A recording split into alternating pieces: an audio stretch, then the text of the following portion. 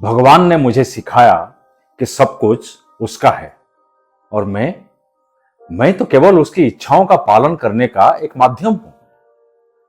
उसके बाद मैंने रास्ते में ही चिंता छोड़ दी और भगवान हर दिन मेरे लिए दयालु रहे। ये मैं नहीं कह रहा हूं, दुनिया के सबसे पहले अरबपति जॉन डेविसन रॉकफेलर ने मरने से कुछ दिन पहले अपनी डायरी में ये बात लिखी थी। जॉन डी रॉकफेलर एक समय दुनिया के सबसे अमीर आदमी थे, दुनिया के पहले अरबपति। 25 साल की उम्र तक उन्होंने अमेरिका की सबसे बड़ी तेल रिफाइनरी के मालिक बन गए थे। 31 साल की उम्र तक वो दुनिया के सबसे बड़े ऑयल बिजनेसमैन बन गए थे। 38 साल उम्र तक अमेरिका में होने वाले ऑयल बिजनेस की 90% हिस्सेदारी पर उनका कब्जा था। 50 की उम्र में वो देश के सबसे अमीर आदमी बन चुके थे।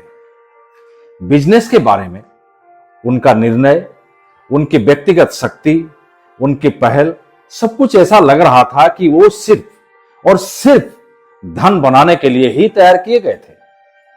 लेकिन 53 साल की उम्र में वो एक गंभीर बीमारी से पीड़ित हो गए।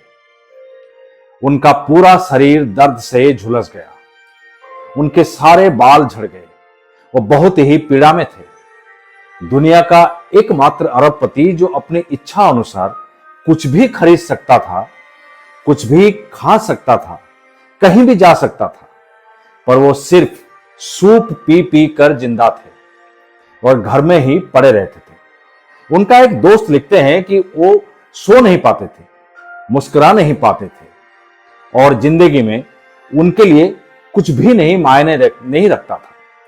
उनके पर्सनल डॉक्टरों ने भविष्यवाणी की थी कि वो 1 वर्ष के भीतर ही मर जाएंगे। 1 साल धीरे धीरे दर्द और पीड़ा में गुजर गया।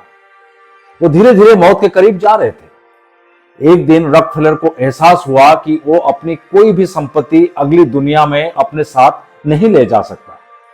जो व्यक्ति व्यापार जगत को कंट्रोल कर सकता था, उसे अचानक एहसास हुआ कि उनका अपने जीवन पर कोई नियंत्रण नहीं है।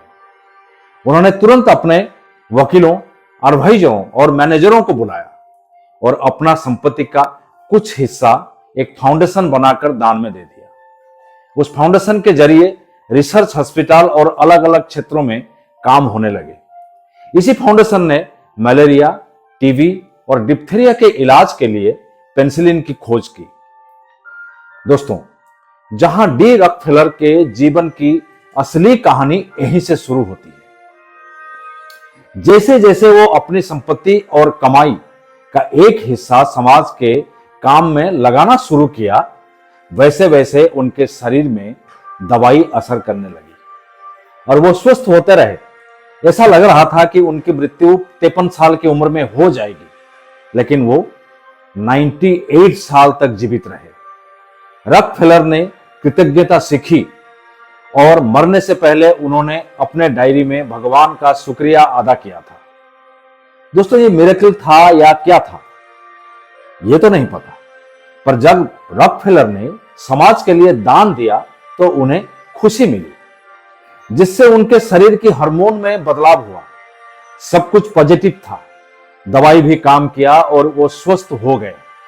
दोस्तों, समाज में अपने हिसाब से दान देकर देखें, किसी की भलाई करके देखें, कितनी खुशी मिलती है।